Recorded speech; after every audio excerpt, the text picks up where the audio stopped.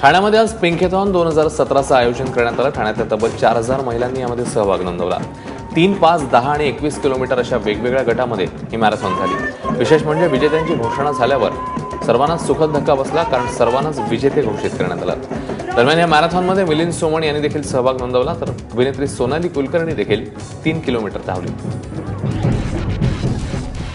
बायका दुसऱ्यांसाठी सगळं करतात, त्यांच्या फॅमिलीसाठी, त्यांच्या मुलांसाठी, त्यांच्या इनलॉजसाठी, त्यांच्या जॉबसाठी, करिअरसाठी, स्वतःसाठी ते कधी करत नाहीत। तर आम्ही एवढंच त्यांना सांगायचं की तुम्ही तुमच्यासाठी थोडासा वेळ काढा, दिवसातून 5 मिनिटं, 10 मिनिटं, 15 मिनिटं, जे काय तुम्हाला काढता येईल ते तुम्ही नक्की काढा तुमच्या हेल्थसाठी। आणि फक्त फिजिकल हेल्थ नाही, मेंटल हेल्थ सुद्धा, इमोशनल वेलबिंग सुद्धा थोडासा वेळ तुम्ही काढा। थोडं योगा करा, वॉकिंग करा, रनिंग करा, काहीतरी करा, स्वतःसाठी करा, आणि त्यांनी तुमचं लाईफ चांगल्यासाठी बदल।